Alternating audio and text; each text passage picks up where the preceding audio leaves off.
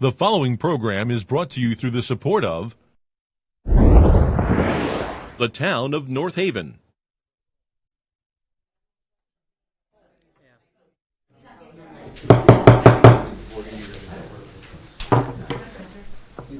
Good evening, everyone.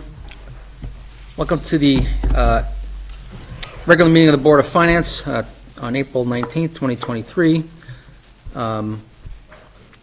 We do have our agenda in front of us. Before we get into the agenda, we'd like to welcome our newest member down to my left here, Lori Jean Hannon, who most of you in town know well. She was formerly one of our registrar of voters.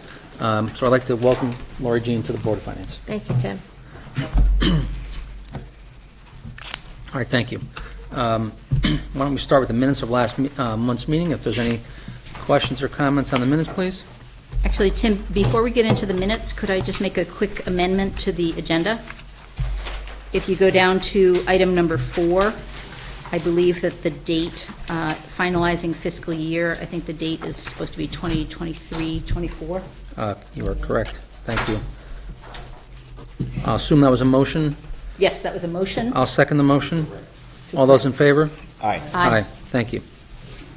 All right, so that brings us back to the minutes, please. Okay, motion to accept. Second, please. Second. All in favor? Aye. Aye. Aye. Thank you.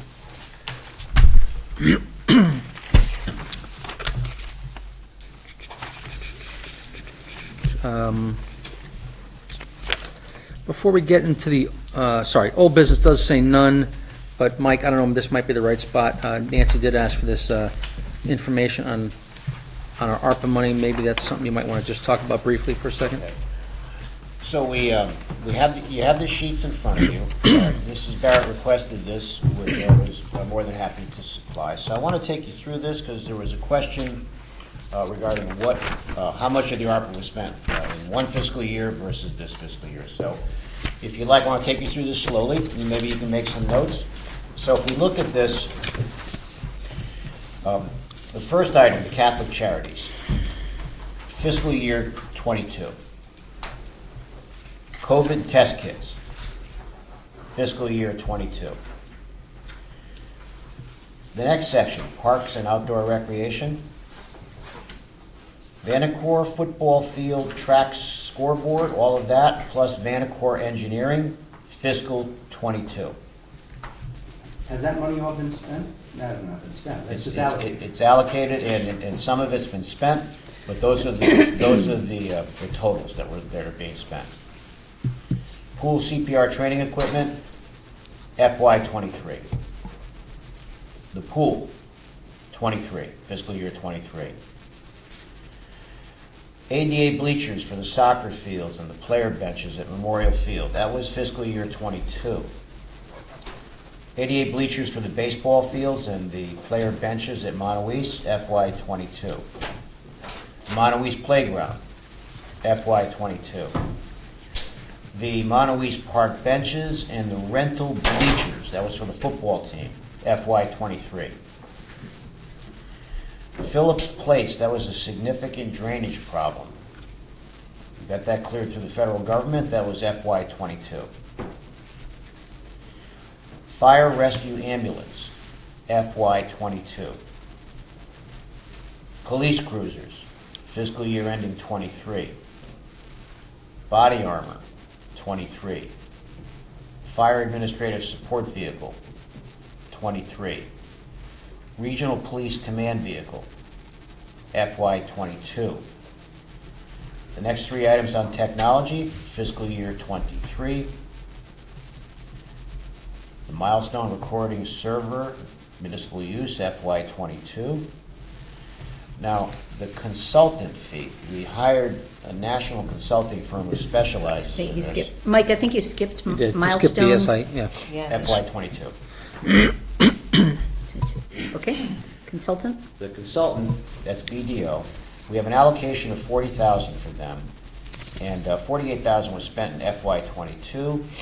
The balance will probably be spent in this fiscal year, so that will not exceed $140,000, and it perhaps may come in less.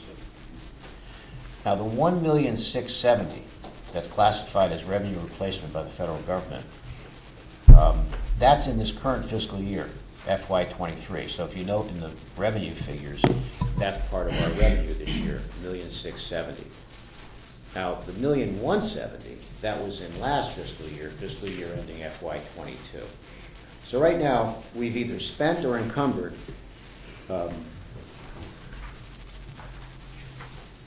that bottom line number, $7,000,006. yeah, $7,006,000. And we have been allocated $7,008,000. That's where we're at. So. We passed the hat?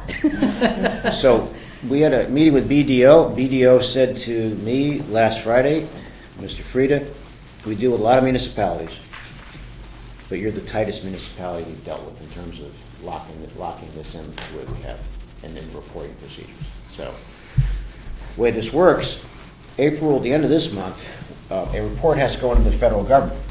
This report will go in, and this report will include purchase order numbers. And but the consultant will be filing that for us. So that's the way this works. The finance department puts this together? Is that reporting to the federal government? No, we supply the report. It's in an Excel sheet. I just wondered who composes it? Oh, well, I give the numbers, and the finance department puts the Excel sheet together. And the fire chief was helping me for a year on this also. All right. Now, these items here, they all, I don't just have any specific disagreements with any of them. But were these items here, these choices, were they discussed or approved or whatever with the Board of Selectmen? No. These are all, this is, Just internally generated? Yes. Choices by you and the finance department and other department heads? and overseen by the federal government. Well, no, Right. they qualify Right. as expenses. Right. Yeah. Well, it's always nice to spend $7 million anyway for it, but I would say that you've done it in a way that it's hard to disagree with. Oh, so we had a choice to make. Now, there were some municipalities that spent it all in giving grants to businesses, okay? Yeah. So I'm a big business supporter. We're bringing in new businesses every week here, but businesses, in my opinion, already got a lot of PPE money from the federal government. So all of this was designed to help the residents of North Haven, to put this money back into tangible improvements for kids, for parks, for playscapes, and in the beginning, the feedback we got from the residents on giving free test kits was huge. And we gave the last of them out at the last concert series. Okay, yeah, no, I was just more or less talking about process, the idea. We did get into this discussion at the beginning of this series of funding from the federal government as to whether we wanted any groupthink or any other process of deciding how and how much, in what ways the money would be spent. But again, a fair amount of this are capital issues that would have had to come out of our budget in one way or another anyway. It's a good point. And some of these items were listed in I think even in next year's budget. Is that right? Information technology. The cruisers and an ambulance or Some were cut. the some support were- the support vehicles. Is that why, for instance, we only need to fund one police cruiser in the next year's budget? That's partially why, yes. But coming back to your point, though, we took the capital expenditures last year for police cruisers and this fire apparatus out of that budget to get down to a net capital amount of roughly $379,000, roughly. Yeah. And we paid for it through this, so. Our capital budget last year was significantly less That's right. than it is for the proposed, meaning for the current fiscal year. But related to that, Mike, I do have one question about technology. The three items for purchases for technology, $45,000, $10,000, and $15,000. I think I asked this question because in our capital budget, we still have a line item for 71,441. Is that different from these 3 line items that you see listed here? Because you said that they are for fiscal year 2023, and I wasn't sure whether that is covered this year or for next year. Does that have to do with the improvements for the cyber? It's not really clear. It just says information technology and a line item of 71. And it just happens to be the same rough amount of money for the next fiscal year, that is. I recall there was some money that had to be spent on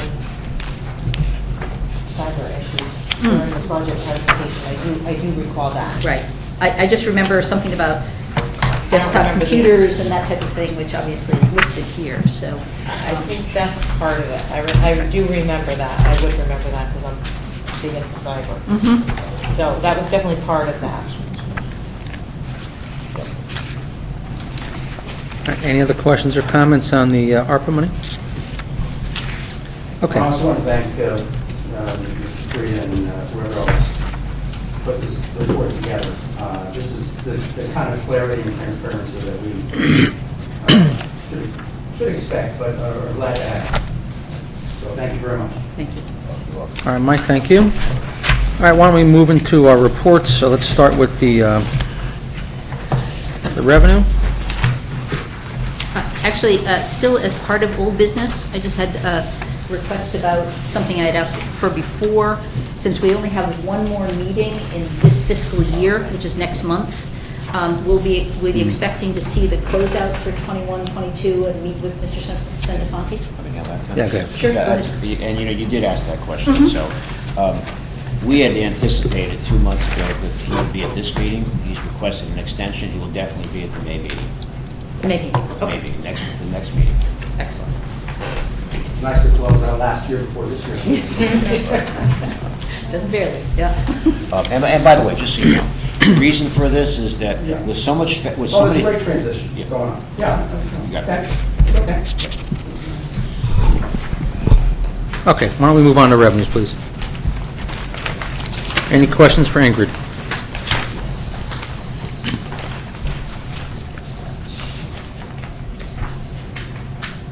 Well, our favorite line, paramedic fees, is behind, way behind, right, Dan? Yes, but I do have to say, building fees and fire fees are way up, and I'm very glad to see, because again, we're at 9 months into the year, so we really should be at about 75% for most things. So it's very nice to see that those numbers are up. Again, it's never quite clear to me how much of our paramedic billing we're actually giving away to Nelson, but certainly the value added of having those additional ambulances available to supplement our own paramedics here in town seems to be something that is very valuable. And but I agree with you, the paramedic services, if we're going to budget for it, then we have to see it. I agree with you. Our interest in short-term investments is very impressive. Mr. Frida, would you like to comment on that? Yes, what we've done is we have gone to all of our banks, and Rich Monaco and myself, and what we've done is we've not only increased our investment income by putting putting money into accounts that are yielding 3.7 and 4.3%, but what we've done is with all the banks that we deal with, we've negotiated anywhere from 4.7 to 5% on interest, which we never had before. So essentially what we've done is we've gone from 0.1%, 0.2% to now anywhere from 3.7 to 5 points on interest on cash on hand. So that's why you see this jumping. That was one of the strategies we had to offset some potential income losses. Thank you. Anything further from the members on revenue? What was the sale of town property? Good question.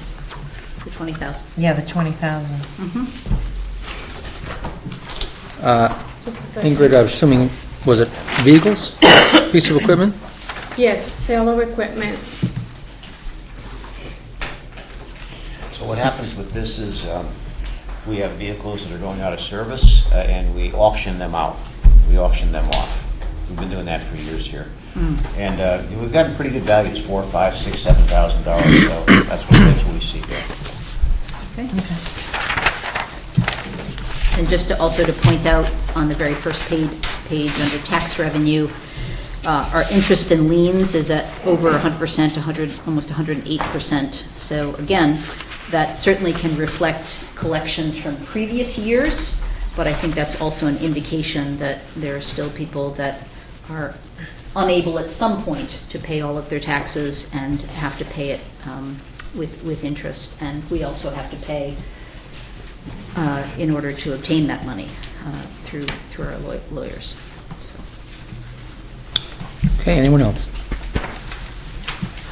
All right, thank you. Why don't we move on to revenues? Sorry, that's expenses, sorry.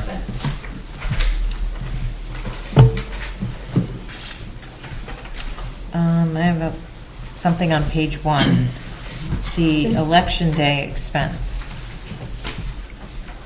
What is that for? We went over budget. Is that in preparation for? Yes, there was increased costs. We had primary and state elections too, and we have dedicated phone lines for the polls. Okay. That was that.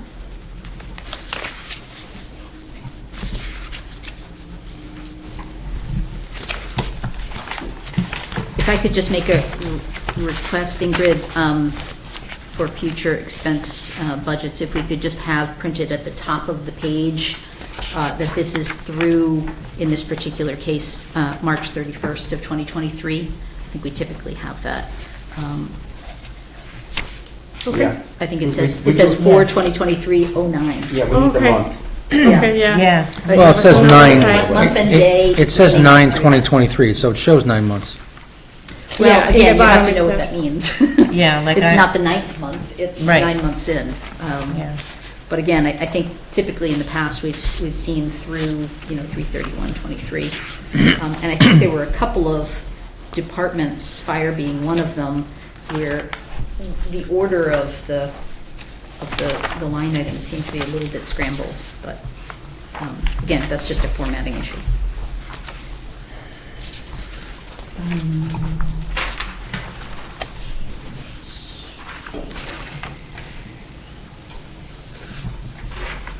I had a question, and I think I might know the answer, but on page 4, for public libraries, it looks like there was a month-to-date expense of $25,000. Was that the staircase? Yes, Okay. that was the resident that almost tripped on it, so we had to do that repair. Let's see.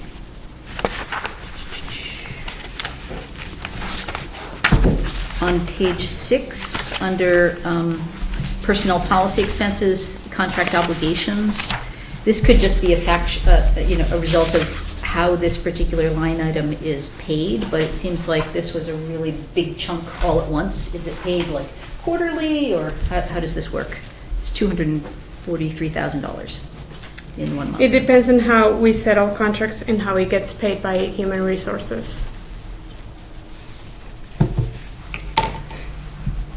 Okay. So if something gets settled, then you pay the remaining part of the year's back pay on that? I don't know, I'm not quite. This one has to be this year. I'll have to ask about that. Yeah, I mean, it's supposed to be, and apparently it's apparent, but we may have underfunded that, depending on what payments occur in the last 3 months. But the amounts usually would correlate to what we believe each union would be paid if the contract was settled on time, as opposed to being in some sort of arrears. But okay, if we can provide any clarification on that, we'd like that. Sure. I have another question on page 5, maintenance of grounds. So we're encumbering, we're going to go over, is there, what's this, is there a special reason for that? Yes, this is a bid. It's actually an open PO. I can double check. So what they do is that they encumber the amount for the remainder of the year. It might be less than that, but that's how the PO works. Okay, because their budget is 35,000, we've spent 31, and we're encumbering almost 19. That's why it stands out. Yes, All right, so it's in the bid process, is what you're saying? yes. Okay, thank you. So we're bidding for the balance of the year, Ingrid? No. This is a bid that was already accepted. Yeah. And then it goes from part of this year till next year. Oh, I So see. just to the part of So the this encumbrance, year you think, actually is, pertains to that, yes. but does that pertain partially to next year or just this year? No, that's just this fiscal year. So we are low on, I'll double check on that. but right, which makes this Yes. contract more like 50,000, we've only budgeted 35. Right, And I think historically, we've gone over that line throughout the years. Right, that would be good to know, actually. Yep. yeah, we need, yeah, because maybe we're not completely budgeting agree. right in that line. Completely agree. If I can make one point on that, it's like I said at the town meeting 2 weeks ago, everything that we outsource is going up. Yeah, Everything. All these bids, all these projects. And you heard me say that we had a project that came in like $750,000 on drainage. We can't do it, so, and that's part of this.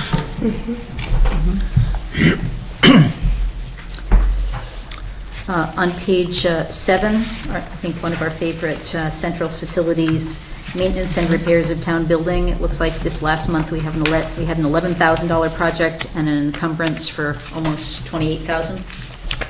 Any insights as to what that means? Yes, we had an elevator inspection. That was a state mandate for $7,000. That's some of the things that we had there. The town hall boiler repair, it was $1,400. We had to repair the automatic door for the town hall. That was $2,500. There was a vault repair in the registrar's office. And there was also the steam pipe wall at the emergency ops. It was $7,000, and that was below our deductible. So we had to pay for that. And there was a lot of other things, but that was the major category. So. And those all fall under that one line as Yes. opposed to different Yes. departments?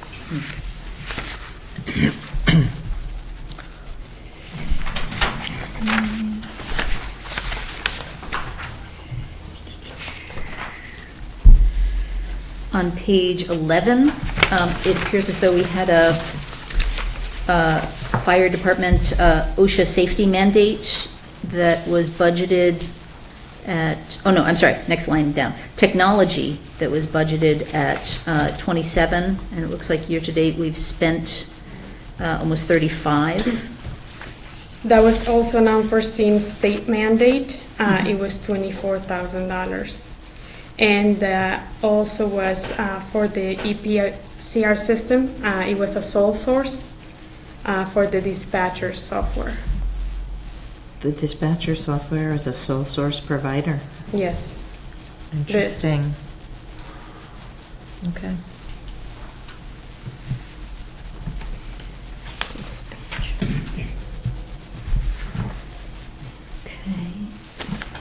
Any other questions on the expenses?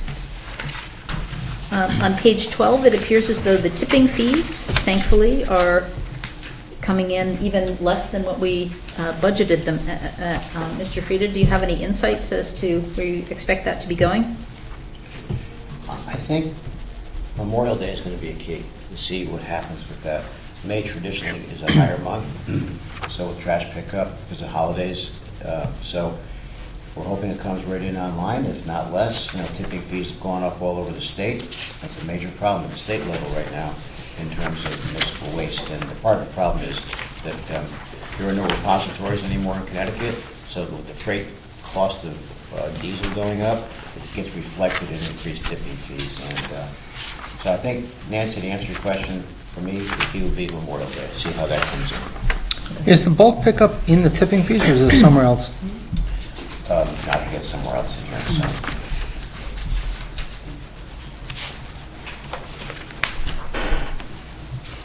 I did look at some of the commodity items, obviously oil, gas, electricity, utilities type of things, and not surprisingly, we are up in a bunch of areas. We are down, surprisingly, in a couple spots, well, not surprisingly, but I think one of them was, might have been streets and roads, but I believe that's probably because we had a light winter, so I think there was less gas and oil used there. Yeah, here it is, streets and roads, we're actually only at 64%. Can only spend $5,000 for the month. But our equipment rental is high. Yeah, we've talked about this, I forget what that's for, Is remember? that, yeah, the equipment rental? That was the leaf pickup. That's, There was extra runs for resident calls. okay, it was the extra runs. Yes.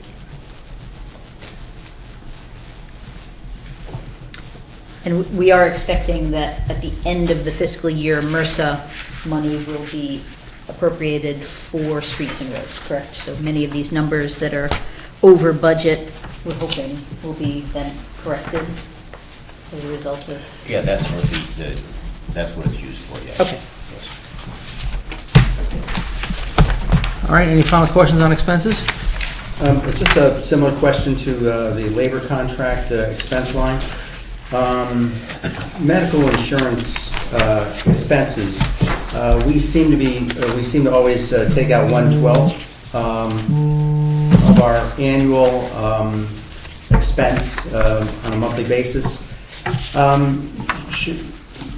So the expenses then should not be geared to claims per se. We just run that account either as a surplus or a deficit, is that? I think we just flatline it, Mike. I mean, we straight line the expense, that's all. Yeah, so we straight line the expense, knowing there's going to be these vicissitudes in each month depending on the claims, but we have a budgeted number, we just straight line it, Yeah, 112. there's no correlation between this and actual payments. Right, so we don't have any running ideas to how our allocation of expenses is running via, in relation to the actual cost of self-insuring. That is connected to claims. It's connected to claims, yes. I guess the question is it possible, Mike, to get our insurer to let us know how we're doing relative to our... Yeah, we did not have a meeting this year. Yeah, we can do that. We can do that. What's happened is we've dropped off some high months and have gone into lower months, but that's going to be reflected, that's already reflected in this budget that we present to the public, so. Yeah, with the number that our agents Yes. told us to budget for. Yes. But, yeah, we can do that, Michael, your request. Yeah, any summary report would be helpful. Okay. I just had a quick capital question that's on page 18. It looks as though we didn't spend any money this month, but we do have encumbrances for both Public Works, John Deere. I'm sure this is a vehicle of some sort that we approved, but also for the senior center, these 100 chairs that we approved at $20,200.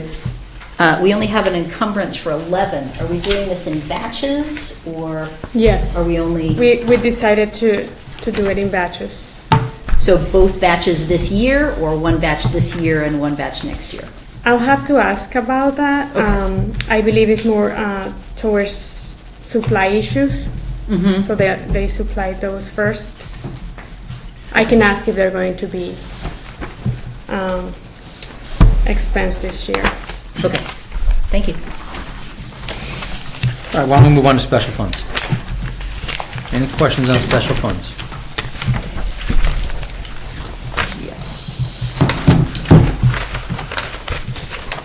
Heard a yes out of Michael. Do you have a question, Mike? Well, to talk about batches, the police line, expenses versus revenue, is that just when invoices come in, or when somehow the invoices for certain work have to be paid? or when revenue, I mean, how does the revenue correlate with the expense line for police?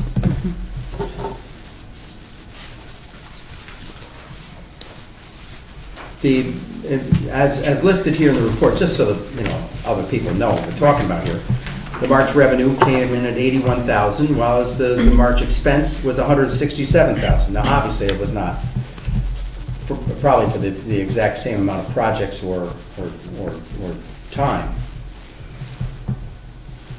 Is there any way of understanding that at all? Or? Even the year-to-date is pretty close. The revenue is 932,000, and the expense is 843,000. Ingrid, do you need to look into that for us? Yeah, I have to look Why don't you into do that, and then we'll... That'd be great. Yeah. I can give you an answer. So the expenses go out. We pay for the salaries, we pay for whatever it is, okay? Then we get reimbursed, and then there's an administrative charge on the reimbursed that we collect. So there could be a lag between us paying the expense and us being reimbursed for the revenue. Oh, yeah. And that's Okay. what this is. So. Okay. So, but it ends up smoothing out. Okay. And I noticed that both MRSA and the fire inspection line items have been removed. Is that something that we should expect going forward will only be seen in the revenue and expense budgets, or will they also be shown here on the special funds? I'm going to answer that. This is up to you. So we agreed that we were going to show the full revenue on the old MRSA, right, in the revenue side. Mm-hmm. Okay, so in the end, there'll be a reconciliation, a separate report of how much went out on the streets and roads versus the allocation we received. Okay. But also, it should show the starting balance. Yes. Which is what really the value of this. Yes, so that will happen. Because this is like a bank account, if you will. That's right. Right. Now, what was the second part of the question? And Fire the inspection. other is fire, the Yeah. fire inspections, both the plan review and, the sources of revenue that we derive from those plan review And inspection. and inspections are So I know typically Right, we're provided. contemplating a change on that. Let's get an update as to where we are on that, okay? And also both the revenue and, of course, the expense for those inspectors that are working for us. Okay. All right, thank you, Nancy. Why don't we go to the Board of Ed?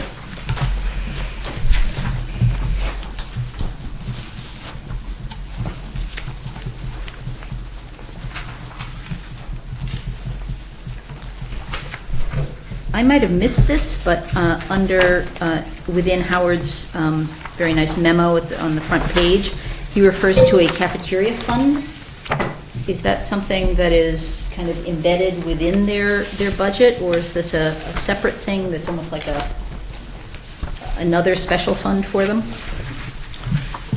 Truthfully, I caught that as well, Nancy. Yeah. Um, Kind of jumped out at me. Yeah, that shows up in the audit, I think, at the end of the year. I think it does too, but, It is, no, it is a special thing. yeah.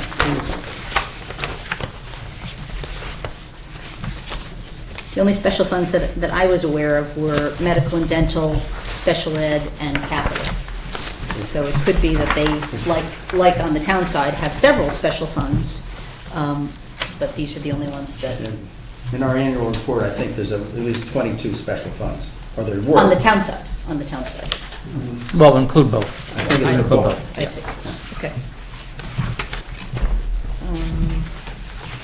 By the way, I don't mean that this probably isn't the perfect time for this, but I did see Howard, I did ask him at the town meeting about the memorandum of understanding, Yes, because they're okay with it, we just haven't gotten it signed. So once it gets signed, we'll put it in the package. okay.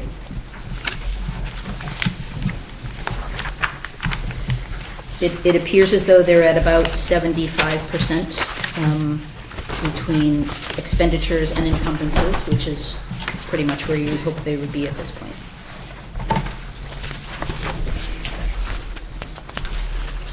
All right, any final questions? On Board of Ed, the report on the medical or dental and pharmacy reserve account here states 117% of midpoint. Is that 117% of what they have been recommended to have on reserve?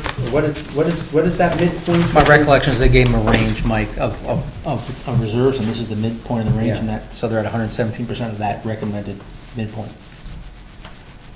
Okay. So that, in that situation, if they don't draw from it, they're not going to have to fund that any further? Well, again, there's a range, so I guess depends on what your, The range is. yes, but I mean, Okay. you could argue that they're 17% above the midpoint of the desired reserves. So, So there are three different levels according to the actuary. There's the minimum level, the mid level, and the max level. So they happen to be at the mid level. So here, this is. Oh, okay, all right. Thank you. Stick with me. Thank you very much. yeah. Yeah. And as far as the use of the money in those reserve accounts, do they have any sort of, do they go to their finance committee to decide how and when to use those reserve funds? Well, I don't know the exact answer, Mike, but don't forget, I mean, these are basically for tail claims. That's what they really are, right? No, I was talking about all the reserve accounts. I'm talking about special ed, workers' comp, and capital projects and so forth. They have an approval process for just how to use their funds? Well, I mean, don't forget, we just finalized the MOU, and the MOU says they have to, well, for the ones signed under yet. the ones under the That's right. MOU, they have to go to their board and Yeah. come, on the ones that aren't covered by the MOU, I don't know the exact process they go through, unfortunately. Communication from Howard is very good. Right. Anything else on the reports? If not, I'll take a motion. Make the motion. All in favor? Aye. Second. Okay, I got the second. Thank you, Mike. Okay, so we've got the budget. I'll make a couple comments first, if we don't mind, please. First off, you've got a decrement sheet, which you'll notice, decriment's probably not the right term because it's really a change in the line items. And I will take a shot at this, and if I fail, I think Mike will probably cover for me. So there's no change in the dollars allocated to the fire department in total. The total is the same as it was our last meeting, and the total for the overall budget's unchanged. What has changed is the employment tables, which are on page, is it 42? Hang on, I got a tab. 42, yes. So you'll notice on page 42, the consultants, and we're going to change that title, by the way. Yes. But they're listed there. So I think you might have heard Pat Nuzzle talk about this at the town meeting. So we had a full-time and a part-time fire inspector. We have, the town has, I should say, decided to move them to employees at the same pay and at the same budget line item as they were as consultants. They will not be receiving any benefits, so there's no change in the benefit there. On page 42, I think we'll probably ask Ingrid to strike consultant and put employee there, just so that that's consistent with the rest of the table. And Mike, if I missed anything on that story, please interject.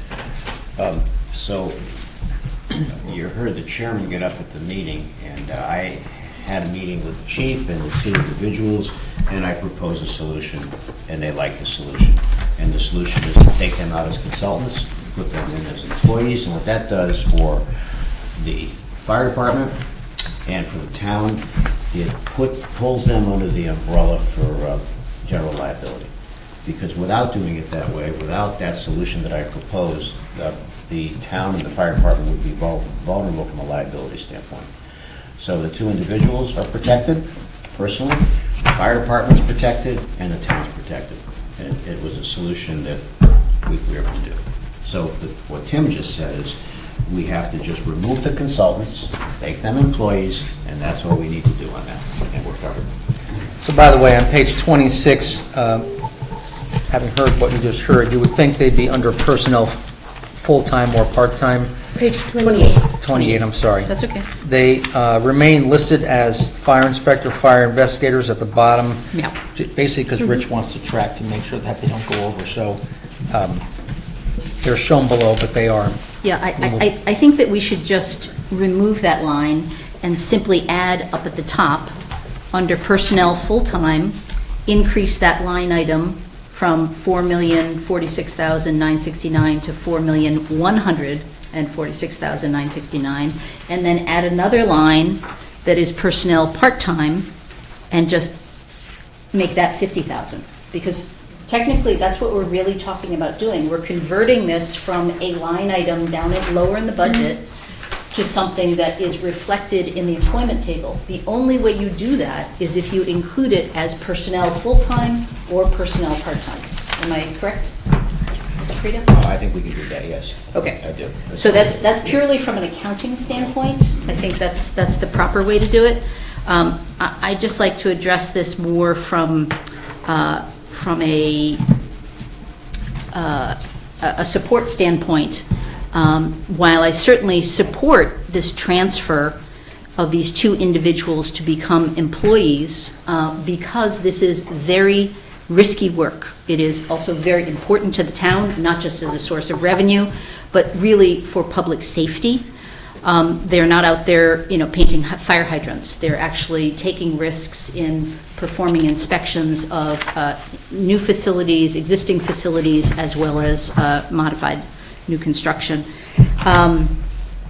However, and so therefore they need coverage just by the very nature of their work. So I certainly support this idea of making them employees and having them covered by our liability insurance. But I think it's also very important that we do this correctly, now, and that we do this correctly going forward. So the first question is, are we switching these two individuals to full-time and part-time employees in the current fiscal year, in addition to what we're talking about for the next fiscal year? Yes.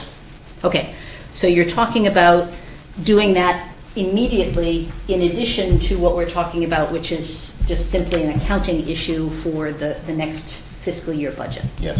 Okay, so where is the budgetary authority to actually switch them and change the employment table in the current fiscal year? That's the first question. Yeah, I think because we're not adding any more dollars, we can just simply do it. That's my opinion. Well, I think I mentioned that last meeting. I had an email exchange with Jeff, and that's in effect what he said, right? Yep. Yeah, it's an employee classification. Yeah, right. So Right. Now, if there was a dollar difference, then that's Right. a different thing. But Yeah, I think we were talking about two different things, Tim. I think you brought this issue up because we were talking about the library budget, and the Director of Library Services wanted to have kind of a placeholder line item for a potential additional spot that she would only fill if she had additional funds to do so, so it wouldn't change her budget. This is actually changing the employment table of our budget, which again, according to what former Town Attorney Seula said, this requires not only a Board of Finance vote, but for any amount greater than $20,000, it actually requires a town meeting. And it does incur additional funds in the current fiscal year. If we're approving it for the next fiscal year, well then we're approving both monies, both for the full-time and for the part-time. But we never approved this position in the current fiscal year budget. Isn't that true? I can talk with Jeff again, Nancy. I mean, I don't know anything about having to go to a town meeting for this, okay? I mean, unfortunately, I brought just sort of my current information. I had a whole bunch of stuff at home which I didn't bring, which included the email from Jeff. But I think what I said last time, I don't think I limited myself just to that one example you gave. I think that example was to say, we have an item here that was budgeted at, well, it showed at zero, right? For the purpose that we thought there might be some movement there. But I think what I said was that Jeff's opinion is that we approve dollars, not positions, and that if the fire department stays within their budget, then it's okay. Tim, I think your reaction when you were asked about this, at least the part-time position, that you were surprised that this individual had already been hired and was already working in the current fiscal year, That's correct. and not necessarily just what was told to us by the fire chief was that he was going to be hired for the next fiscal year. So I think that this person shouldn't have been hired, even though I absolutely approve of the work that they do, and I think they need to be covered by our insurance if they do it. I'm just objecting to the process here of changing our employment table mid-fiscal year when this is not a crisis.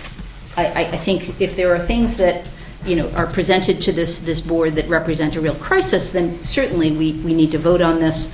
But I'm pretty sure that this is something that cannot be supported by our town charter, and that there really is no basis for switching the employment table mid-fiscal year. It's not in our budget, nor is it reflected in the employment table, and those dollars aren't there either. So it is more money. Yes, I'd be happy to reopen this with Jeff, but that's not my recollection, but I'd be happy to reopen the question with Jeff. If you've got some information from Mr. Ciula, who obviously was Jeff's former partner, then... Yeah, although this is a technicality, we do make decisions as to whether to hire, what our need is for consultants throughout the year. There are consultant lines. For sure. And that's how this, I think that this position was initiated. And then I think that because of the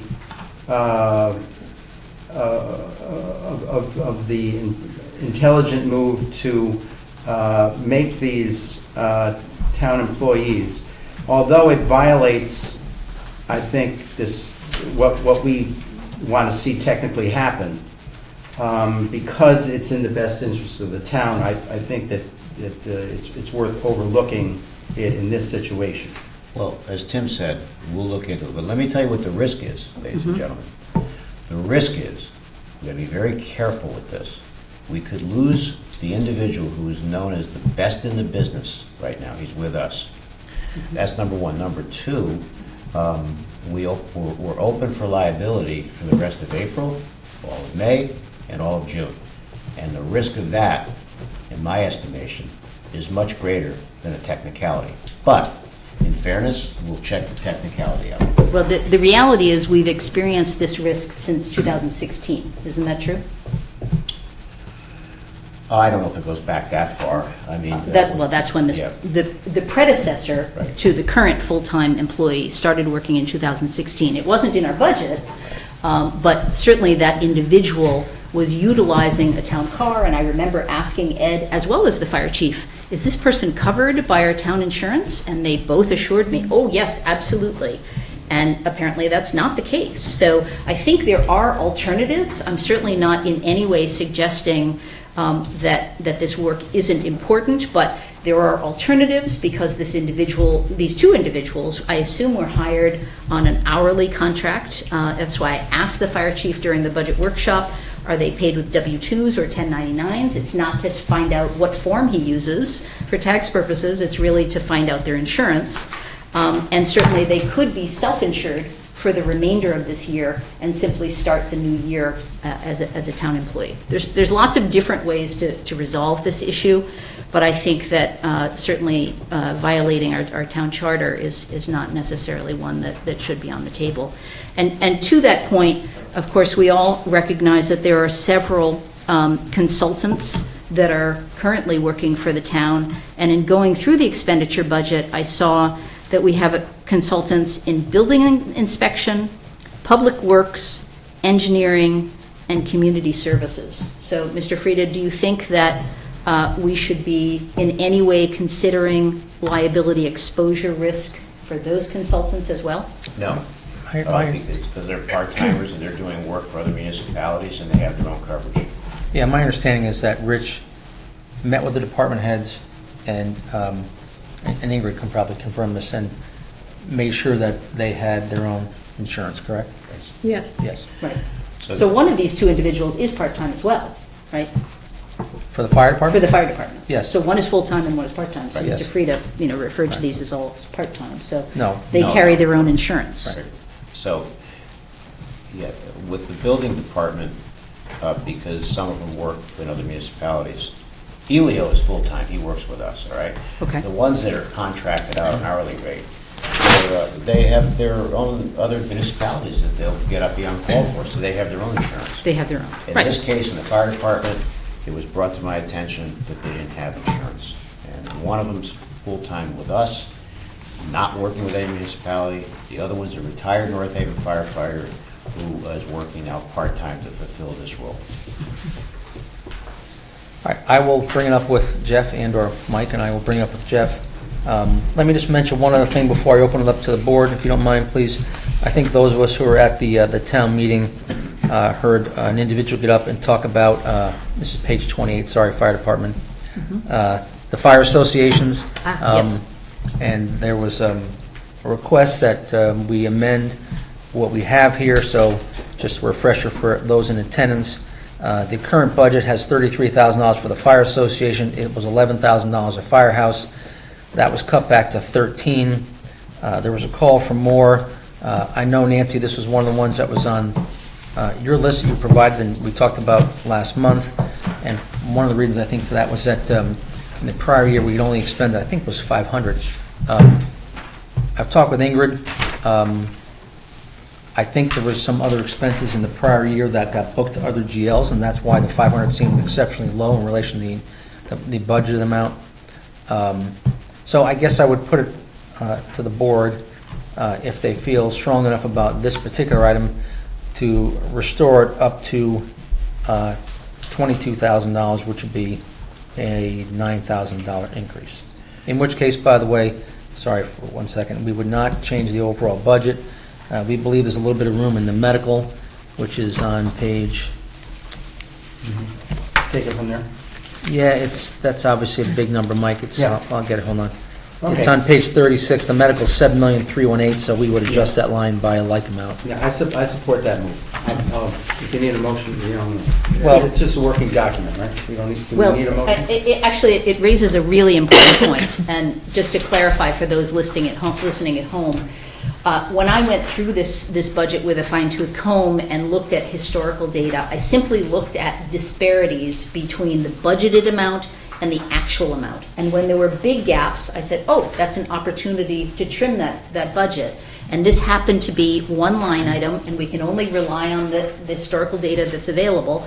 This particular line item, I believe 2 years ago was only $1,500, last year was only $500, and as of last month, year-to-date, we had spent exactly $0 on this. I spoke with the fire chief after the public hearing, and in fact, he said that for whatever reason, expenses for that particular line item were coming out of the building department. I don't know why, but in this current month's expense reports, it appears as though the Volunteer Association year-to-date expense is about $8,500 with an encumbrance of about $12,000. So it's gone from zero to now a total of expected about $20,000. So if that is the new and accurate information, I am completely in support of a $22,000 budget line item for the next fiscal year. And what it does is, we had $33,000 for the 3 volunteer firehouses, and I support this big time also. I asked the volunteer firefighter what he thought the number was. I spoke with the chief after. So now if we bring it back up to 22, knowing that we have a paid department down at Monteluise, it brings it back to an allocation of 11 and 11 for the 22. So I think it's the right move. Yeah, our volunteers, as few as there are, should know that the town is behind them. Absolutely. Yeah.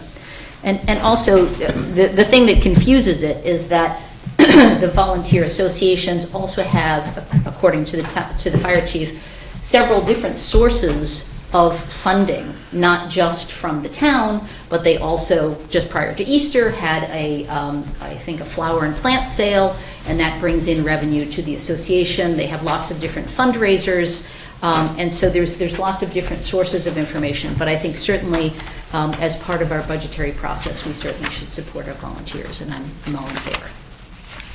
All right. I'll take any other comments on the budget at this time. So if we increase that amount, what are we decreasing? Health insurance. Medical insurance, okay. And Mr. Frida, I know that the bottom line numbers were the same, but were there any other changes? I certainly went through it and saw the 5 changes that we made that added up to $440,000 were certainly included in this budget, but were there any other ups and downs that canceled each other out? No. Okay.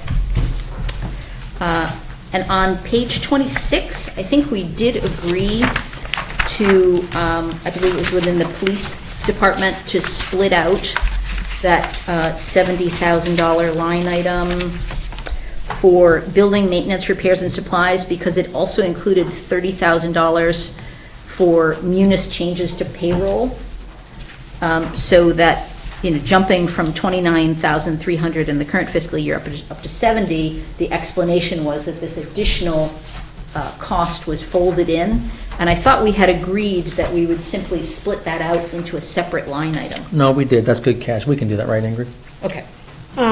What line do you? Oh, I'm sorry. It's on page 26. It's about- building maintenance, repairs, and Yes, so. yes, I see Halfway it. down. What line do you want to split that? Most of those expenses are building maintenance, but you want to allocate the munis expense to another line? Just, Is can we that create fair? another line? Yeah, if you could just create another line, because again, going forward, I think it Okay. would be distortive to have that $70,000 in there. Yeah, and I think we covered all of my other questions. All right. Mike, did you want, you're Yeah. looking at me, you must have something on your mind. Just, it's unrelated issue here. Well, if it's unrelated, No, On a related. oh, related, sorry. A-related. Okay. yeah. It's all part of the mix, part of the menu here. We generate taxes and revenue based on our grand list. And so I just had one question at this time about the grand list. And it has to do with something that we've mentioned here before, and the third selectman has mentioned in previous times here, about, because we want to see this grow and continue to grow for years to come. And so that the whole personal property depreciation, which is a huge deduction from our grand list here. Well, I say huge in terms of just raw value. Percentage-wise, it's tiny. But when Amazon decreases their personal property by $15 million in a given year, I just wanted to know and by the way, their economic incentive increase in the past year was $7.9 million through the phase-in. I just wanted to know if the assessor is totally on board with Amazon's figures and their treatment of personal property, or do we audit or do we review their numbers in any way whatsoever? We do. And we end up working with them behind the scenes to either negate or listen to how they feel the depreciation should be, and we always work out an amicable solution with them. So, in fact, they wanted more of the depreciation, and they agreed with our numbers. Oh, well, that's helpful to know. Yes. Because, that's a great disappointment. It's like a setback. It naturally happens, and we know about the depreciation methods of how it's done in an accelerated fashion for their own tax purposes. And I think you said you're hoping that they'll do some personal property replacement in the near future. They will be. I'm very close with them. They're going to see an internal expansion, an increase in personal property. This is all the work that you do for economic development is impacted by things like that. That and like I said earlier, I didn't say it here, I said it earlier today, about any BAA assessments that we see that we don't know about till after the fact. You see it on the arrears taxes. We took a big hit on that. Right, yes, we know that few years in there that commercial properties did take a hit, so, yeah. But you make a good point, so thank you. Okay. As long as the public knows what winds we're facing here. And Mike, just to clarify, because I know you mentioned accelerated depreciation, so just for people here at home, they can't take accelerated depreciation for this purpose. That's a tax. Yeah. Correct. Okay. Correct. I didn't know if I did not know what depreciation schedule they're using here. Well, they might have a... Is it straight line? Well, they might have a disagreement with the town over what's to use, but bonus depreciation, accelerated depreciation, that's a tax, Yeah. right? Okay. Yes, I mean- all right, that was the wrong term. Right. Thank Okay. you. All right. Any further comments on the budget? The position that we talked about related to the public library is a substitute librarian. Does anyone know whether that is considered a full-time position, or is it literally a substitute, much like a substitute teacher? Substitute, my understanding is a substitute teacher. So it would be like an hourly Yeah. line item? Okay, I'm fine with that.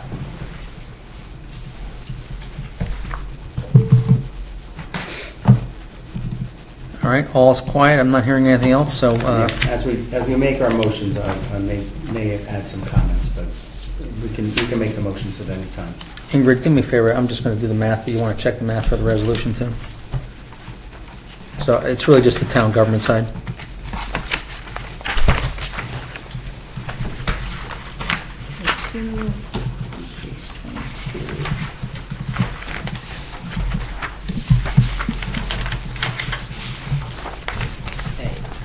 Don't you just basically go to page 39?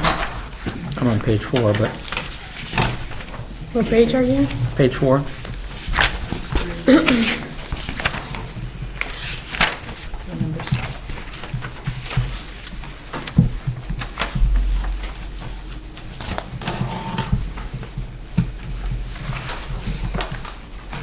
Well, I think I got the right numbers.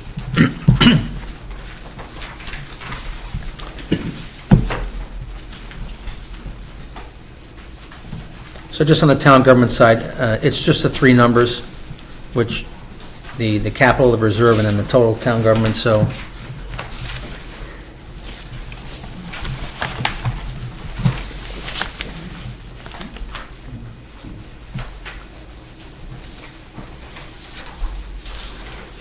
You want me to give the number that I got? Yes.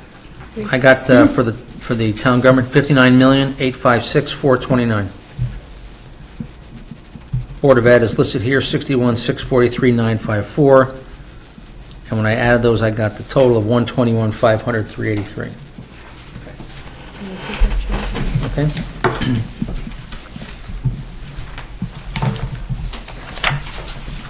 And as far as we know, Mike, the addition of these two individuals in the fire department is not going to change the cost of our insurance premiums in any No. way?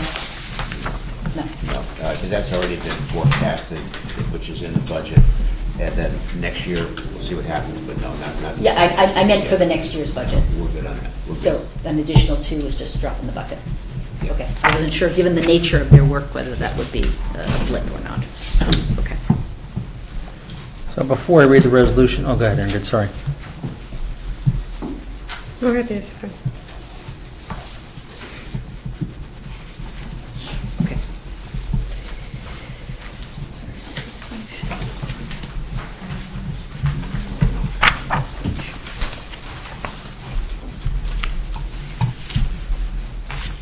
You're fine.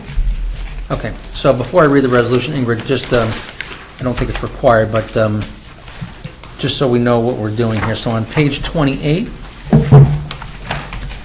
so Nancy asked that we take the fire inspector, fire investigators line, we increase personnel full-time by 100 and create a part-time line for 50, for presentation purposes, if you will. All right.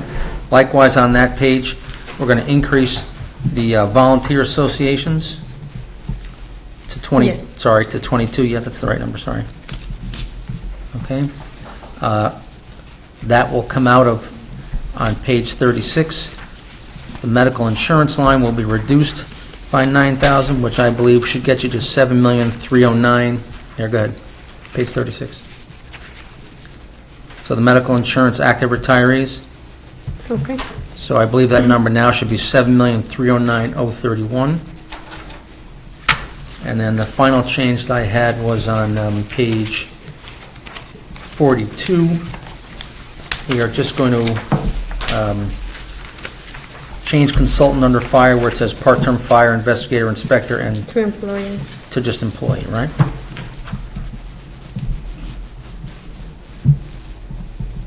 All Right, right. and then the fire inspector, fire investigator line will be 0 in page 28. Yes, that would be 0. Okay? And we will see on a monthly basis the expenditure for those two positions, even Right. though one will be folded into personnel full-time? Count. Yes. Well, how are we going to see them with that? But that's why Richie did it this way, but you've asked me to move this, so you're not going to see them, no. They will be in the line. It's gonna be in the right? line, yeah. That was the purpose of Right, keeping that was the them whole purpose of separate. doing it this way. Because otherwise it would be a, It will be with the other full-time Right, it's employees. gonna come- we don't have any other part-time, so we'll certainly see the part-time. We'll see the part-time The line, yeah. part-time, but not Yeah, the Not the full-time. full-time, right, yeah. All right. I think we got the changes. I'll read the resolution, and then if I could, well, I'll make a motion, and we'll do it that way, then I'll ask for a second. So, I'd like to offer the following resolution, that the Board of Finance recommends a town government budget for fiscal year 23-24 in the amount of $59,856,429. I'll take Is there a second? a second. I'll second it. Thank you. All in favor? Aye. Any opposed? Thank you. I'd like to make the following resolution, that the Board of Finance recommends a Board of Education budget for fiscal year 23-24 in the amount of $61,643,954. I make a motion. A second. All in favor? Aye. All opposed? And finally, I'd like to offer the final resolution, that a total town budget for fiscal year 2023-2024 in the amount of $121,500,383, town government to be $59,856,429, and the Board of Ed to be $61,643,954, be presented to the annual budget town meeting, which will be held on Monday, May 8th, 2023. I will second that. All in favor? Sir, wait, sir? Could I have a comment before the vote? Yes, we can. Yeah. This budget represents a noticeable increase certainly compared to past years, is something that has to be supported. And I think that the public, though, should have an understanding of what's within our discretion to change and what is not. And, you know, some of the examples that push this number higher have to do with the ongoing labor contracts or medical insurance, these non-discretionary items, the bond payments, the pension contributions, the utilities. That has to be at least 80% of our budget. And we do have the discretion, say if there was a cut on the labor line, because we have to pay them the rate that's already in the labor contract, that we have a discretion about how many employees we have in town. So if there was a cut somehow that had to be made to a labor line, say if the budget didn't pass, that it would affect the number of employees.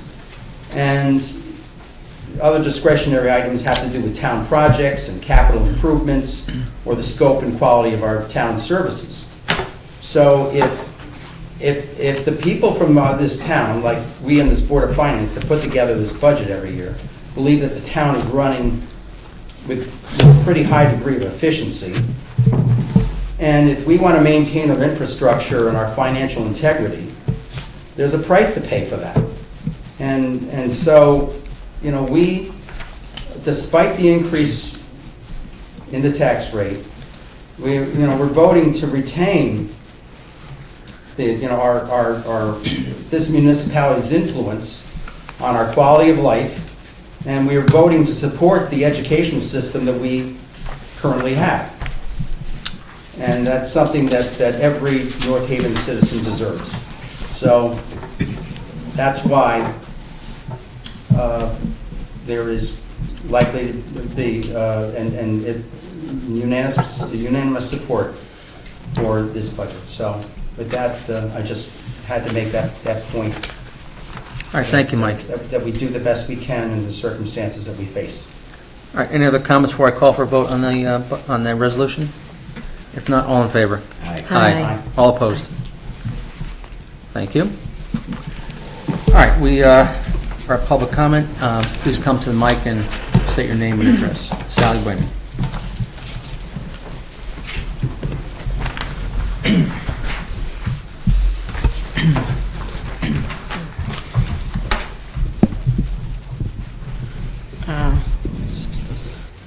Good evening, Mr. Chairman. Sally Boehme, 5 Blossom Drive. First, during your discussion of the revenue budget, there was a talk of the sale of town property. At a Board of Selectmen meeting, you lose track of how many months ago. Time goes so fast.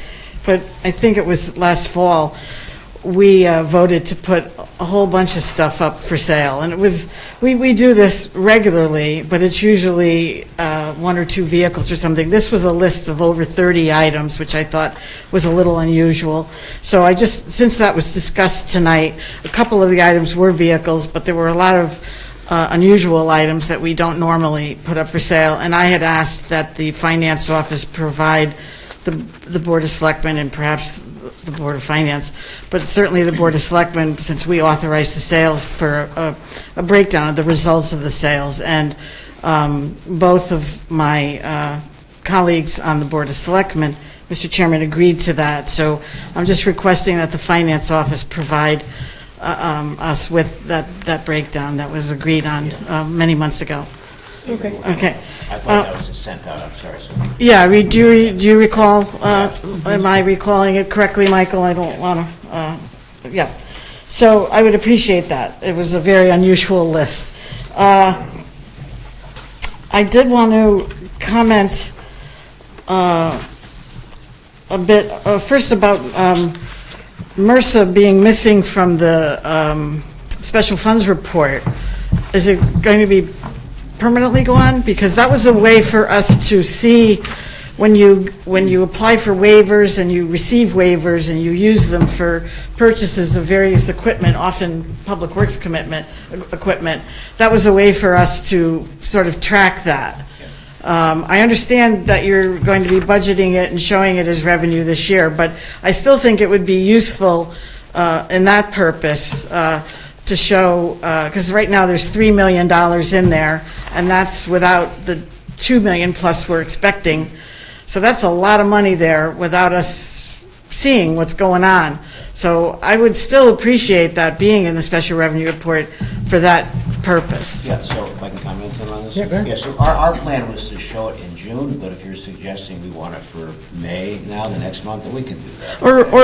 Or perhaps, because usually the waivers are done a few at a time, so whenever a bunch of We can do MRSA money is spent, I mean, rather than not, just seeing the amount, spent in the regular expenditure budget, I would like to see, because it would help me in making decisions in future capital requests and budgetary processes down the line, to see what it was spent on. So that's all really I would be interested in, and it seemed like a great way to keep track of it in the past. Okay. Well, we will do it, our plan was to do it in June, so we'll see what we can do next month. Okay, that's all I wanted to say about seeing our beloved MRSA gone from, especially, it kind of pulled at my heartstrings a little. We love MRSA. We love it and hate it, I should say. And I would also like to talk about the transfer of my last issue is the discussion of the transfer of the 2 well, they were called consultants for years, I guess. What is the official name? Inspector/investigator? Is that what we're going to go by now? That's whatever we said in the budget. That- Yeah. Yeah, the word for- consultant should For be years, it dropped. was the. Yeah, No, that we- was that was- outsourcing, yeah, all right, thank you. Hold on a second, sorry. Sure. No, that was one of the things we talked about, Right. Mike, right? Thanks, sorry. Yeah, I think on page 42, the table, it had all three words, so I'm used to consultants, so for now, I'm just going to say consultants, okay? That's what what it's been for years. I just wanted to talk about the transfer of those now 2 positions over to as town employees. This consultant line has had a dubious past, in my opinion, at best. It was started in October of 2016. I have the contract that was done with Mr. Etherton, who served quite a few years, I believe, as the consultant. And he was put in mid-fiscal year, not budgeted, and paid $62,000. 17-18 fiscal year was not budgeted anywhere in the budget, $89,000 he was paid. Not budgeted anywhere in 18-19, $96,000. Not budgeted in the 19-20 fiscal year, $91,000. And for those of you on the board who've been on for a while, you may recall me complaining about this almost regularly with the former chairman of the Board of Finance, Mr. Monaco, of spending money that was not budgeted, but yet putting it in our monthly expenditure reports. Finally, in fiscal year 2021, it showed up for the first time in our budget book and has been there since at $100,000. I also do not understand let me start by saying, from the beginning, I supported, when the chief made at his workshop the request for an additional $50,000 for this line to fund a part-time person, I was in support of that. I said that publicly, I said it at the fire commission meeting, I wrote it in my column, and I said it at the public hearing. So I want to make that very clear. I always supported the appropriation, but I always thought that it was for the future, the upcoming fiscal year of 23-24. So I don't know what the budgetary authority is for hiring the second guy, as qualified as he is, and he's a great guy, I know him, I don't know what the budgetary authority was for hiring him mid-fiscal year this year. And if you look at your expenditure budget for this month, on page 11, you'll see that the $100,000 consultant fee, which was intended for one, is already at almost $94,000, 94% expended, with $11,000 spent this month. And then I looked at last month's. Here is your expenditure report from last month, which is through February, and that line was $12,000 for the month. So it looks like it's about $11,500 to $12,000 a month. And it's already at almost $94,000 with 3 months to go. So going by the estimate of about $12,000 for April, May, and June, it is clearly going to exceed the $100,000. I believe the Board of Finance, according to Charter Section 707 C, D, and E, has to approve that, because you're exceeding it. You're going to exceed it this year. So when you talk to council, as you said you would when Ms. Barrett brought up this issue, I think that's important to say that with the 2 of them now working, you're going to exceed the $100,000. Again, you're at $94,000 right now. So make sure I understand what you're asking, Sally, because obviously you know that we do all kinds of transfers that generally occur in the August meeting. So what are you asking for this particular? Well, I think that if they are, Mr. Frieda said that they are being transferred to employees right now. And I agree that that's the right decision to solve the liability issue. I said that I fully supported that at the public hearing. I do. We have to have liability. So if they are going to be town employees, and it's exceeding the 100,000, which it's targeted to do, I think that the Board of Finance just has to approve that. But you could ask Attorney D'Onofrio to review Section 707 C, D, and E of the Charter, and also 7-348 of the Connecticut General Statutes to see if he agrees with me. Because you're saying, and I don't mean to belabor the point, go ahead. you're saying it needs to be approved because you're we're converting going to them be to employees? exceeding. No, Well- exceeding the dollars. You see, Yeah. because Well, you there's said lots that of- you but received. That was my point about August. There's lots of lines that exceed the dollars, right? Yep. And there's Right. transfers that are made at the end of the year, right? So I'm trying to understand your point now. Well, I thought that you said before that you talked with Attorney D'Onofrio. Yes. And he said, since you're not going over the budgeted amount, it's okay. So I'm Yes. saying you're going over the budgeted Right, amount. you're saying, so if you convert them to employees, right? Yeah. Which Converting them to employees, hasn't happened just yet, or just happened, one or the other, right? right, I think So that the alone previous, sorry to interrupt you. Sure. So the previous dollars are still going to be listed as consultants, I'm assuming, right? But if your point is that for roughly 3 months, if you will, they'll be employees, and that will go into the payroll line, if you will, right? Right. Okay, so you're saying if the department goes through that line, they need Board of Finance approval? Well, that's because of, I'm saying this because of what you said. You said you talked to him, and he said, you're not going over the budgeted amount, so you're fine. That's what you had said. Yes. So I'm saying you may be going, you are possibly going over the budget amount. Possibly, yeah. I just think you should look at this again. Yeah. And because I think that the charter provisions I've referenced and the state statute I referenced requires Board of Finance approval by a formal motion. And so that's my opinion. So, but I think it's important to note, based on how that line is tracking, that it will exceed the 100,000. If you don't mind, I think Mike wants to comment. So. Sure. So here's how I see it, and we'll certainly check, okay? Okay. In September, this is to the general public, okay? Because Sure. they might be wondering what this discussion is all about.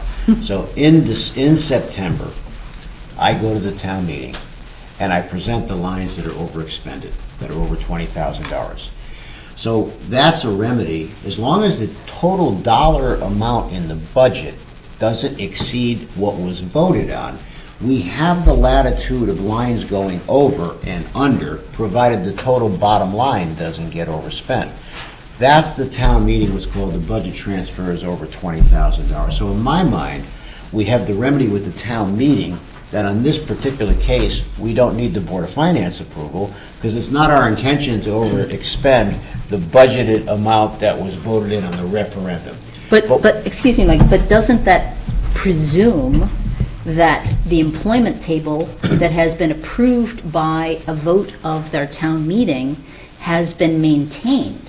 So you have the approved number of people, and even despite our best efforts at budgeting, we've exceeded a given line item. Let's say it's for personnel. But it presumes that you still have that same head count. If you go ahead and increase the head count and then it goes over, I think that's a different circumstance. And I think that's Ms. That's Boyman's pretty point. much what I'm getting at. So I think Mike yeah. voiced what was going through my head when you said it, Sally, right? Okay. So which is that we're adding 2 individuals, 1.5 FTEs, if you will, for 3 months, right? Mm-hmm. So we got to, I'm sorry, I don't have it in front of me, but the line for the fire department personnel, it's a big number, right? So I guess the question is, okay, if we go to the fire chief and say, are you still going to hit your personnel line? He says yes, right? Then I would say it doesn't need a vote. If he says, no, I won't, well, then you may be right, Okay. right? I'm standing here making this argument based on you saying that Mr. D'Onofrio said you're not going over the money. And so understand you are, you but- didn't say earlier tonight at the meeting, oh, we'll take care of it at the town meeting. you said that was the legal opinion he gave, and that's when I looked at the line, and I said, well, I think it is going to go over, because it's never gone over the 100,000 before. The closest it came was 21-22, it was 94,000. And again, this was just the one full-time guy. So clearly, it's going over. So that's why I brought it up. I just think that you should check on this again, because the employment table is being changed mid-fiscal year, which I think the Board of Finance is supposed to approve, and the money is changing. That's all that I'm saying. I totally support this money for the fire department. These inspections are critical. They're inspections of existing businesses to make sure that employees and patrons are protected, that there's proper egress out the back door, that it's not being blocked by whatever, and also they're testing the vent systems and all of the grills of all the restaurants in town. This is very important work that they're doing. And they're also, of course, reviewing new construction and new buildings and renovation construction to make sure that our fire codes are being followed. So it's extremely important work. I support the extra position. I just want to make sure that we do it right. And I would also like to make this comment. I'm very the first time I found out about this liability issue was at the public hearing on April 4th. I never knew this. Now, just as Ms. Barrett has done, for years I have asked about insurance coverage for, it was just the one consultant at the time. And I was always told, oh, don't worry about it. Don't worry about it. He's covered.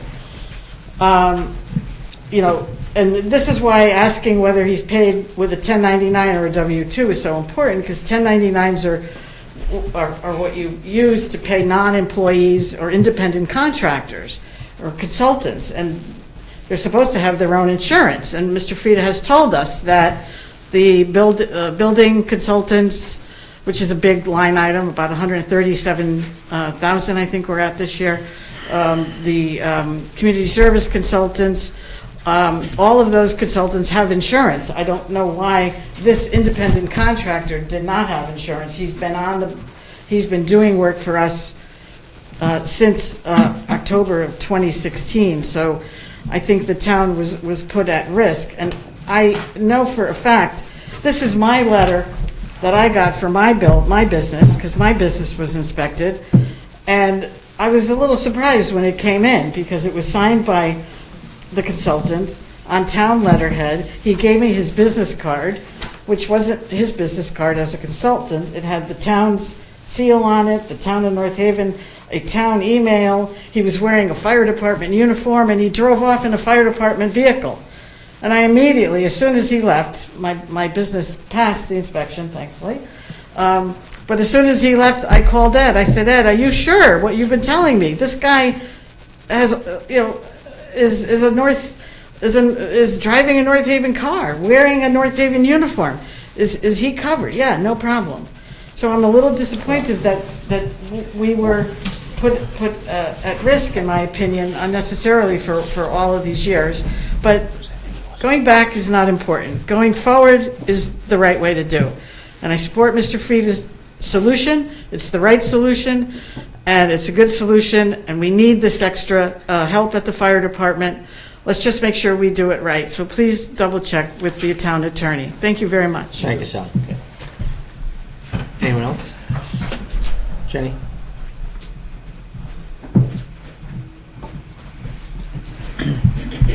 Jenny Caldwell, 69 Kimberly Circle, North Haven. Just two quick things, actually three. First is when you're talking about the fire marshal's office, you should also think about the fact they also do fire investigations. So it's not just inspection, but when there's a fire, they're investigating those fires. The other thing is you brought up the paramedic billing, and I believe that the reasons that is behind is because there was a change in the deputy chief, and the billing had stopped during the period of time that that position was empty, and the chief had told us that it would take a while to catch up because he would have to start billing. And there is, in terms of paramedic billing, there's a period of grace period. So I'm not 100% sure, but I think that might be why what you're seeing in that line is not. Well, it'd be great if they could bill before June 30th, by the way. Okay, I'll tell them. Hurry up. And then the other thing that I just wanted to bring up, and I brought it up at the hearing, at the town hearing or meeting, I think that it might be a good idea in the future to start talking about some of the services that are right now free to the public, and one that stands out to me, leaf pickup is something that most people benefit from equally, but certainly the convenience center where people dump things is not an equal, people don't have equal use of it. And so if you have a big truck and you're able to come and get rid of your, construction items, sometimes I'm sure it's business items, certain people are using that facility and getting free dumping, basically. When you go in there and you see especially the dumpsters that are filled with, like I said the other day, there was a machine where a vending machine for a soda or things like that. That's not something that people personally are going to dump. So something to consider is some sort of fee schedule based on weight or something like that, where people who are big users and who dump a lot pay more for that than the typical residential dumper. So that is just a thought about looking at revenue and sort of evening out, the town services for that particular, Yeah, I think you service. get like six at a time or something, then I'm not sure if we charge after that. They don't do that anymore. So you used to get a ticket. Yeah. And you could go, when we had the two separate ones, and you could go and, I think I complained about it because I have a small Prius, and people would go in for a truck, and you could only go for each time you went in. Right. You could dump, and then you only got 6 tickets. Yeah. And they changed that so that the ticket would last the day. Right. But they don't. It's now in with the recycling. Yeah. So there is no. You're not using a ticket at all, and even if you're using a ticket, what goes in my Prius Yeah, sure doesn't. is very different than what Yeah. goes in someone's pickup truck. Right. And they're not really. I have never seen people. Not never, but for a while they were checking to make sure that you were actually a resident. I don't really see that very much, and I do think that there are probably some people who, Right. dump who maybe don't even pay taxes here. So it's just something to consider because with the tipping, it's the tipping fees, right, that are going up. Is that relates to that? Well, no. No. Tipping fees No. are for the sanitation pickup. Okay. What you're referring to is like transfer costs, okay? Okay. Because we have to pay to get rid of it. Right. So anyway. Okay. I think we had a question, if you don't mind, Sherman, I think this gentleman was ready to go next. That's okay. All right, Sherman, go ahead, please. Go ahead, Sherman.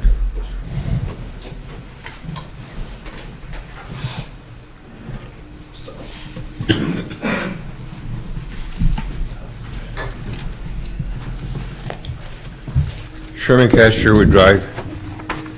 Further to what Jenny was talking about, I think it's only a very few people that abuse the recycling center.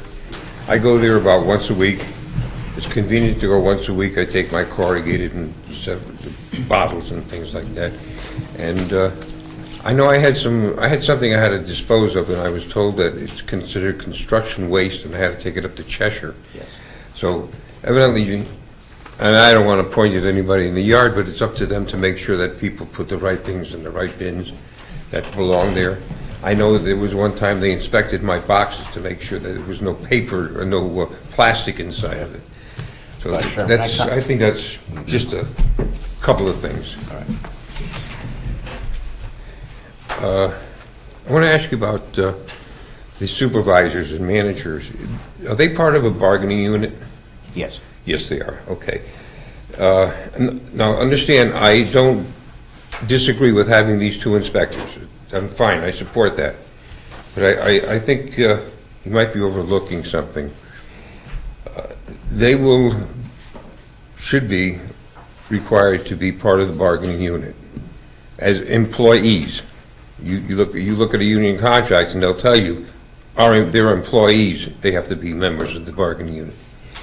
As members of the bargaining unit, as employees of the town, they should be they may be entitled to things like Social Security benefits, workers' comp benefits, vacations, holidays, life insurance, all the things that you offer all your other people. So I don't think you're going to get away with paying just a salary. You're going to be paying that 40% bump in benefits, because you don't want to have a discrimination case against you because these employees are not getting what the other fellow employees are getting. So I really think you've got to talk to Jeff about that. We've already covered this, Sherman. So in the case of the two that we mentioned here, one is a retired North Haven Fire Department, piece part-time.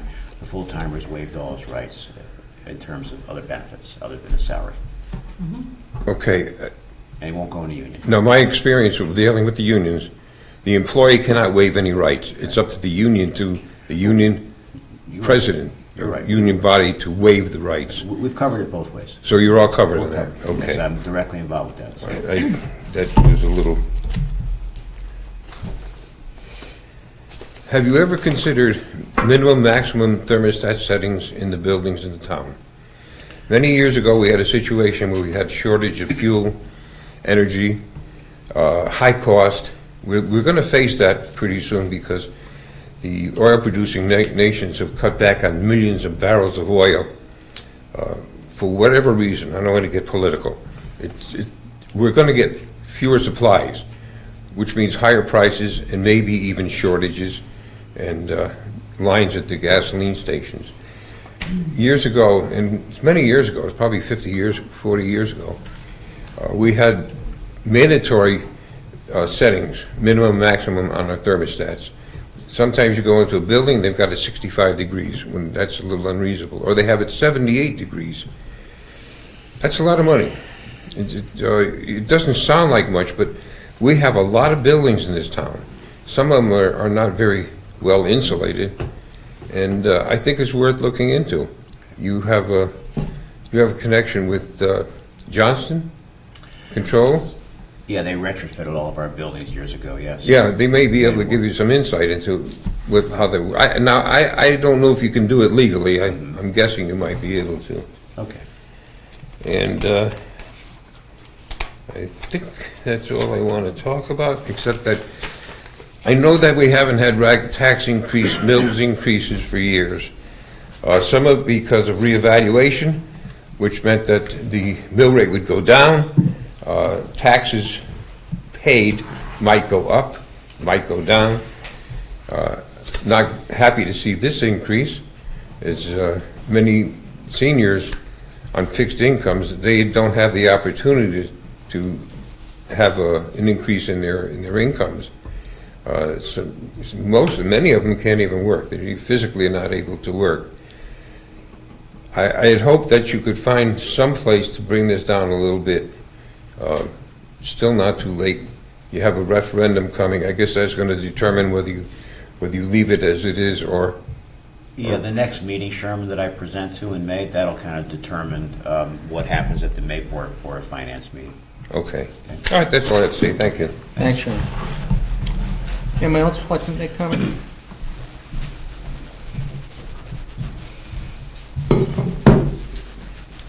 Scott Friedman, 17 Cooper Road. First, as I said last time when I spoke to you, I want to thank you for your diligent, process of going through this. This was definitely a hard year. As I've made comment in the past, I wanted to touch on both fire and education. From the education side, I have to admit I was a little bit disappointed in the presentation of the superintendent saying that this will not impact student services. There was a $250,000 cut between the Board of Ed public budget workshops and the March 15th Board of Finance meeting. That cut was not discussed in any substantive manner at the March 15th Board of Finance meeting, so it was effectively the incoming assumption in March. Hasn't been changed still. I need to point out that the Board of Ed increase started out below 3%. It is sizably lower than police, fire, sanitation. And while fire was between police on the high end, sanitation in the middle, and education at the low end, it seems like there are far more urgent needs that are not being met on the fire side. And I was a little bit disappointed today to hear you not speak about the Jaws of Life, which I believe were requested because there's a battery that might be sort of at its end of life. Some of the administrative vehicles, which I have to admit, I feel like there might be a middle ground there of potentially outfitting private cars with light bars or whatever it might require to allow our administrative officials to get to the scene as quickly as possible. And also the span of command, which I have to admit, having spoken to folks on the Fire Commission, it seems like there's some question as to whether it's necessary now to do this or necessary later. Regardless, if there are federal investigations into our fire department and that is something that they recommend, I want to make sure that we are protecting our current residents now. On the education side, it's really more about what we project to the rest of the state. I have, as I said last time, I live right on the border with Hamden. My neighbors are paying 56, mills of taxes. Their housing prices, might differ from ours, but at the end of the day, I know a number of people making marginal decisions between these two towns. I do think that we give an incredible education here, and I also think that there are specific things that we need to be doing better, that we need to be attacking head on, specifically like the COVID learning gaps that everybody are hitting across the board. But, fundamentally what I'd like to see is a positive view for the future where we say we have problems here and we're going to use these funds to address those. I know at this point the budget numbers are set. So at this point, it's a matter, I think, of looking forward. As we go forward next time, I think we need to be looking at the fact that I think education basically was working within a box already. And then once they got their cut, the superintendent accepted it gracefully is the way I would put it. At some level, I want him to be ambitious. I want him to be projecting to other young parents that this is a place that they should move, because it's really about the grand list of the future. Whatever we can say about anyone in town, the new construction housing, the new businesses, I want everybody who works at Amazon to be able to afford a home in North Haven. That does mean keeping the taxes low. I think we're doing a good job of being efficient, as Mike Callahan was saying earlier. At the same time, we have to do that with a look to the future. And to me, public safety is incredibly important, and I think we have an incredibly well-staffed police department already. Seeing that number go up 10%, I would like to see us equalize that, and in the future, make sure that we're funding education, in line with those other departments. Again, I thank you for your diligent work on this, and Mr. Frieda, I really do appreciate the comment you made at the last meeting about keeping further cuts to the Board of Ed off the table. I fully support this budget. I'm going to tell you openly that I'm disappointed with some things that didn't make it in there. I'd like to see us be more proactive about some areas, but I support this budget. I'd like to see it pass, and I will work to make that happen. Thank you. Great, thank you, sir. Tim, can I comment a second? Yeah, on this one? good.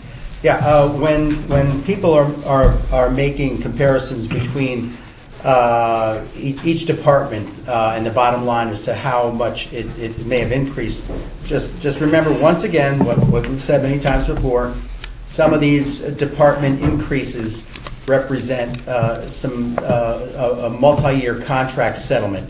And so if you're seeing 10%, it may be really 4.5%, and the rest coming over from the contractual obligation line that is just going to get spilled into that department, because that's, we only show labor, aside from maybe the one exception, we only show labor costs of contracts that are settled, when they're settled. And by the way, the Jaws of Life, is that part of the SAFER grant application or something? You know, I think we will find alternative means to acquire that piece of equipment. There is. So let's say, and I've spoken to the fire department about this. Let's say that something fails. Well, we have $300,000 in contingency. It's an emergency. We're going to get it. So it's going to be there, Scott.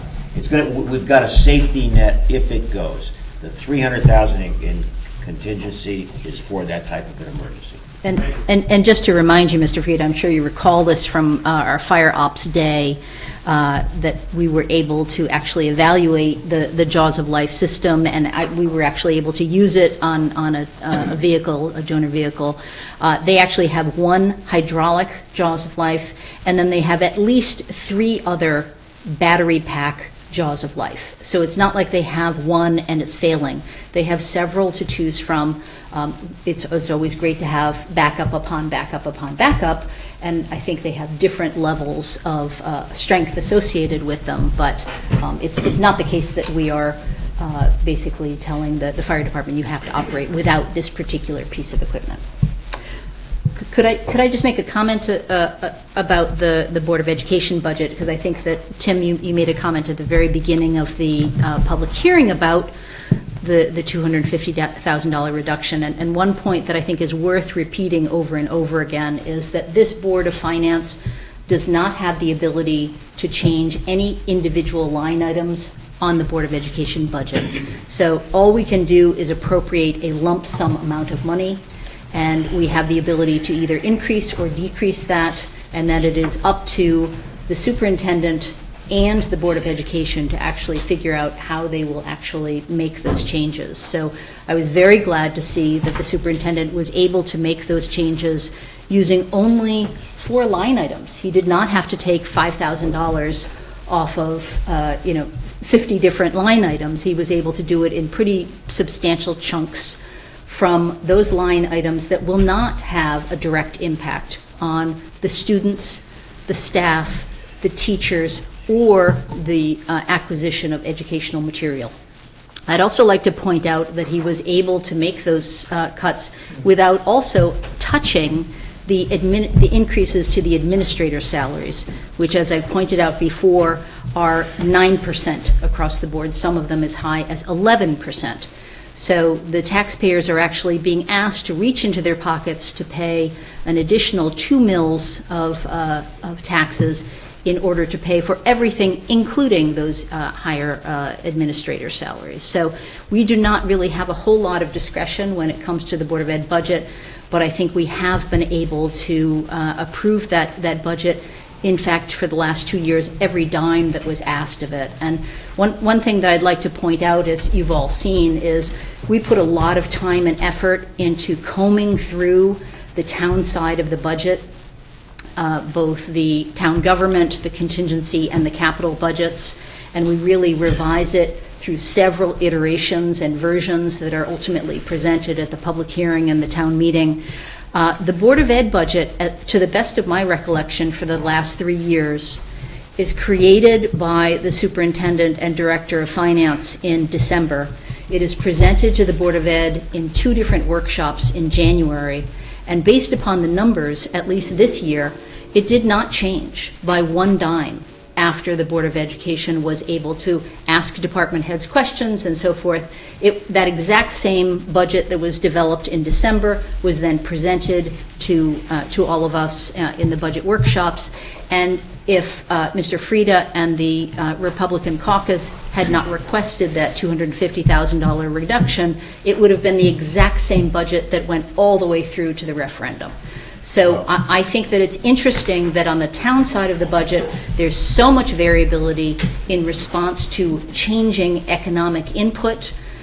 whether that be the cost of outsourcing or certainly just the cost of inflation. But on the Board of Education side, it is simply a finite and static budget that is created in December and could potentially go all the way through. So look, I want to say, Nancy, that you had asked for 400,000. I certainly did. I So most certainly did. So we, in an effort to compromise, came up with 250. I didn't think 400,000 was an appropriate number. Well, but again, that was a suggestion that I made before we ever had an opportunity to discuss this, and that 250 was communicated before we ever had a chance to meet in March.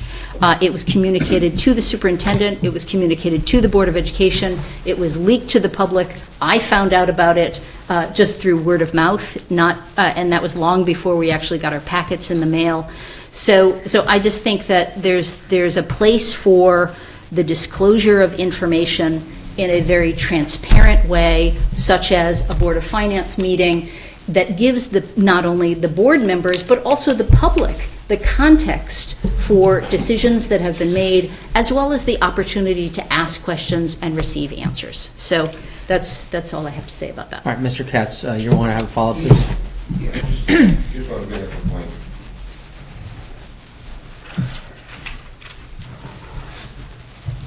I don't think Scott realizes, I've been here for 55 years, voter, resident. This town has always supported education, all of my 55 years. We had years when referendums were, when the budget was turned down because the Board of Education wasn't getting enough money. This was times before you were born. We've always supported the police and the fire, all the essential parts of this town. I don't see any difference now. We're still supporting education, the police, the fire department, pretty much everything that we need is done. And anyone that says that we don't, I don't think they really know. They're either they don't know what they're talking about, or they're a special interest.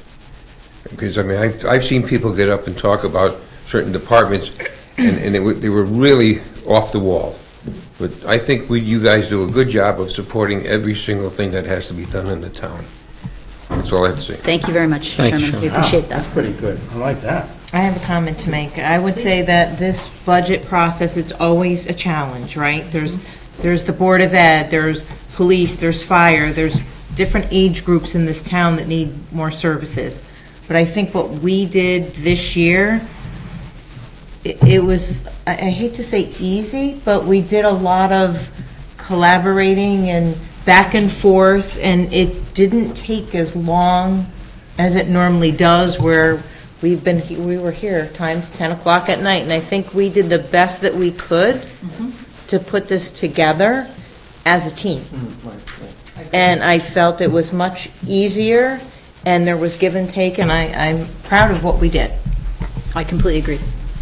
Thank you, Diane. Sir, do you have a comment? Kieran Ahern, 23 George Street. Seems that these comments might be slightly misdirected based on what you just said about the Board of Ed, but I would like to repeat the sort of idea that we should be supporting that a little bit more. I appreciate that there may be viewpoints that disagree with that, but I think if we look at the budget that they actually proposed, teachers are only getting like a 2.4% increase in salaries.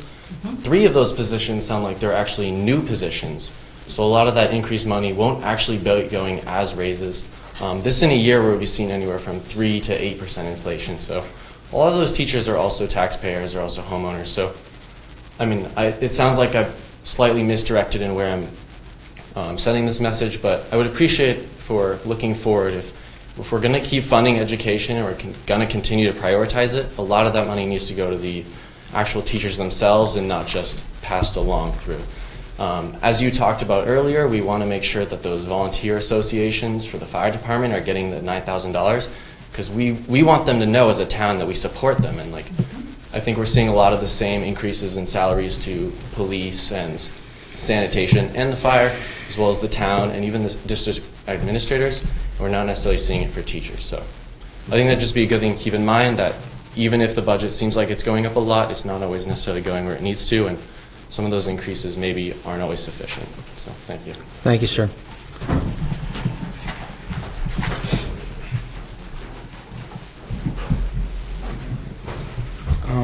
Frederick Rodriguez, 27 Westview Road. I want to acknowledge that the budget is a fine orchestration of local priorities and the national economy. The Board of Finance made an increase of roughly 2.6%. And while the U.S. nation is asking all organizations, including government organizations, to keep inflation about 2%, I think this was a job well done. And so there's a lot of discussion about the mill rate. The mill rate is actually classified according to the Connecticut State Office of Policy and Management. The mill rate is equal to $1 of tax for each 1,000 of assessment. So I think when you look at all of those things and put them on the balance, this is a great budget.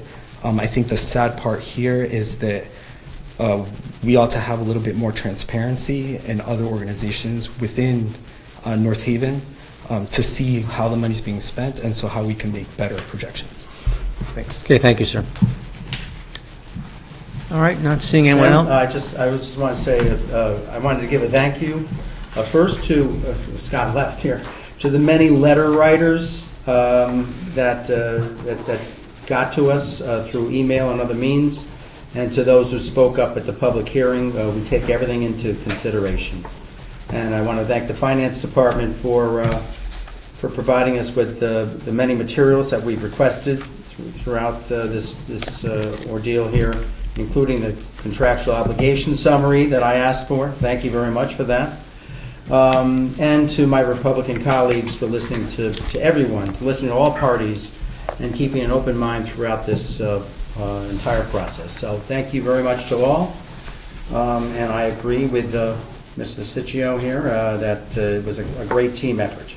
And I also want to once again welcome Ms. Lori Jean Hannon here for her wisdom that she brings to the board, and we look forward to her restaurant recommendations.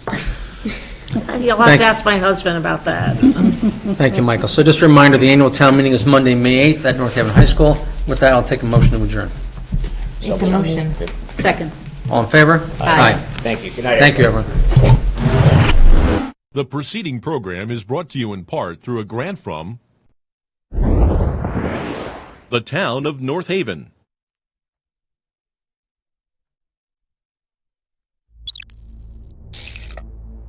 Watch town meetings or other videos on demand at nhtv.com.